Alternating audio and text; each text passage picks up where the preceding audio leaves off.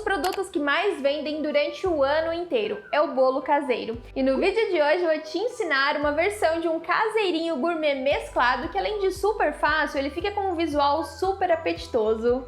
E para você que está chegando agora aqui no canal e ainda não é inscrito, já aproveita, se inscreva, ative as notificações clicando no sininho para não perder nenhuma novidade e já deixe seu like no vídeo. E agora sim, vamos aprender!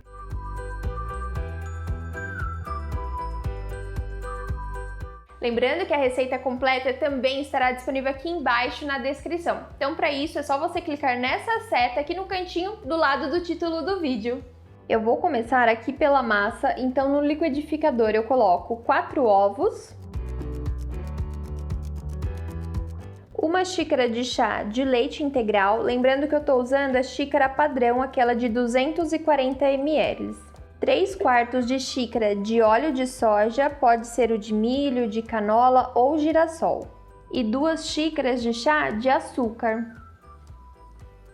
Bato tudo aqui por mais ou menos uns 3 minutinhos, até que tudo fique homogêneo, e aí eu transfiro para a tigela.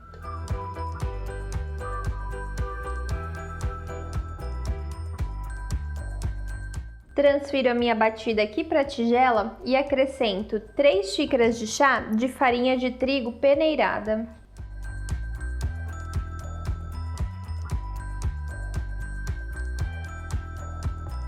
Agora eu vou misturando aqui com bastante delicadeza e no final eu acrescento o fermento.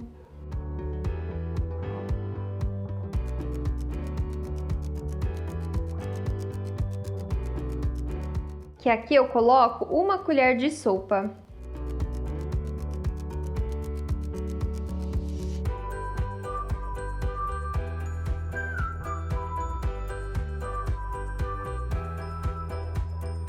Agora, com a massa pronta, eu vou dividi-la em 2 partes iguais. Uma eu vou saborizar com o chocolate e a outra vai ser a branca mesmo. Antes mesmo de eu começar a fazer a massa, eu já tinha pesado a minha tigela, que assim eu consigo dividir exatamente, né, as partes iguais. Aqui deu uma massa crua, né, de 1,370 kg. Então eu vou dividir em 2 tigelas de 685 cada.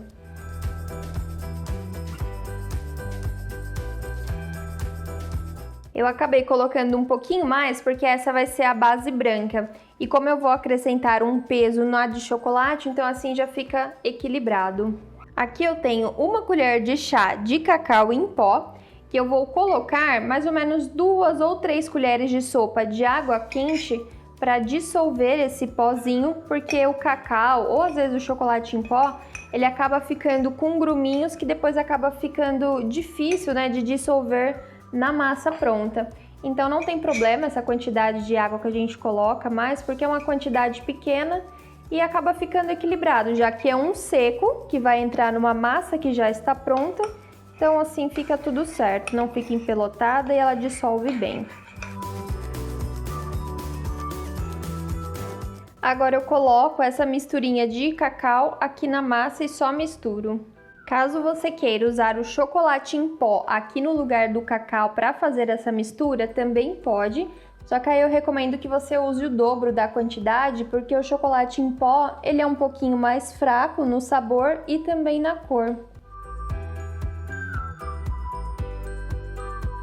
Aqui eu vou utilizar este modelinho de embalagem, que é uma embalagem forneável. Coloco a massa aqui, já vai direto ao forno, não precisa untar o fundo dela nem nada. A capacidade dela é de 400 gramas, então eu poderia colocar 400 gramas de massa crua e o bolo ficaria num tamanho legal, não ficaria grande demais, nem muito baixo. Porém, como eu vou colocar a cobertura, né, vai ter o volume do brigadeiro, então vou colocar um pouquinho menos, vou colocar em torno de 260 a 300 gramas no máximo de massa crua, dividido nos 2 sabores, né? Então de 130 a 150 gramas em cada uma.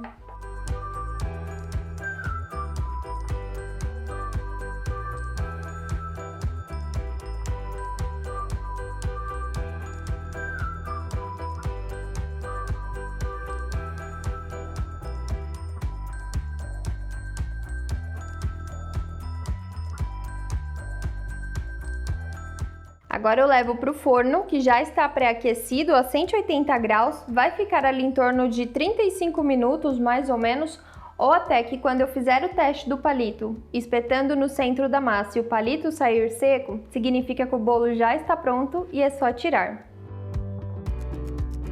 Bolinhos prontos, e aqui no meu forno eles ficaram por 35 minutos mesmo. Aqui eu achei que eles ficaram um pouquinho maiores do que eu gostaria. Eu queria que eles ficassem um pouquinho mais abaixo da forma, mas isso não é problema porque afinal de contas a tampa dessa forminha, ela é alta, tem esse acabamento bolha, então eu consigo colocar a cobertura sem que ela encoste na tampa sem problema algum. Mas eu acho que dá para colocar um pouquinho menos de massa em cada bolinho para ele ficar um pouco mais baixo. Então fica a dica, se você quiser um bolinho um pouquinho mais baixo, coloque um pouco menos de massa em cada uma, menos do que eu coloquei nas minhas, né? Que aí fica um bolinho um pouquinho mais baixinho. Aqui eu vou retirar um pouquinho deste excesso de massa, dessa barriguinha deles, para deixá-los mais nivelados. Então, como eu disse, se quiser um bolo um pouquinho mais baixo e que não tenha esse desperdício de ter que ficar tirando o excesso, é só colocar um pouquinho menos de massa na forminha. Eu estou tirando mais por uma questão estética mesmo, para nivelar todos os bolos, já que a própria tampa ela é alta e me possibilitaria deixar este bolo um pouquinho mais gordinho com a cobertura que não grudaria na parte de cima.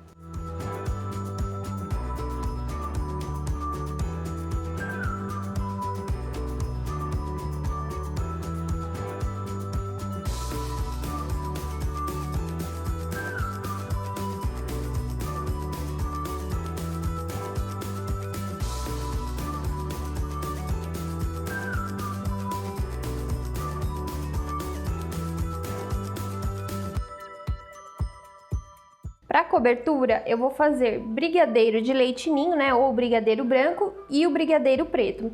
Vou fazer aqui primeiro o branco, então eu coloco meia caixinha de leite condensado, uma colher de sopa de leite em pó,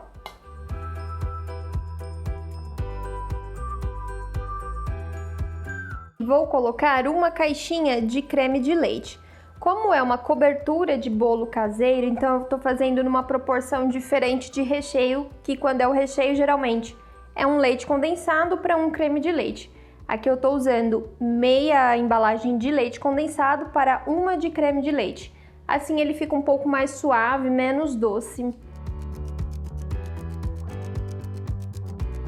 Agora eu vou cozinhar esse brigadeiro aqui no fogo baixo até ele atingir uma consistência um pouquinho mais firme, porém mais cremosa do que a consistência de um recheio de bolo.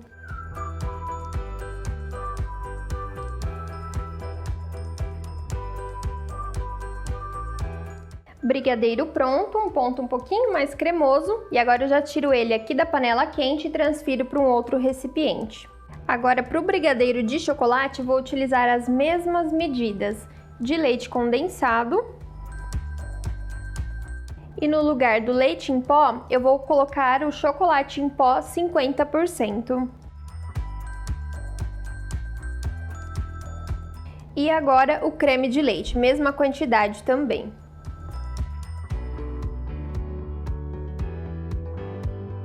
Agora eu sigo o mesmo processo do brigadeiro branco. Cozinho ele aqui no fogo médio até ele ficar numa consistência um pouco mais firme, porém cremosa.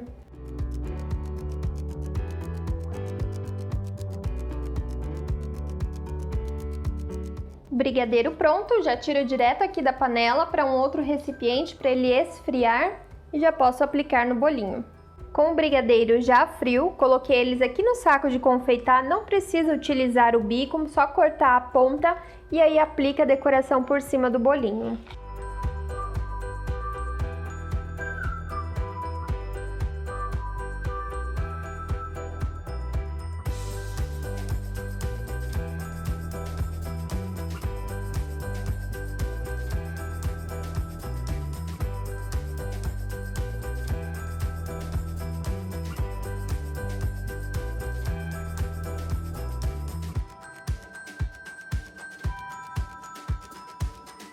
A validade deste bolo é de até 2 dias em temperatura ambiente, só a massa ou ele já pronto mesmo com a cobertura, só que sem o morango. sempre bem fechadinho, em local fresco e arejado. E a boa notícia, para ser ainda mais prático, ele também pode ser congelado, claro, sem o morango fresco também.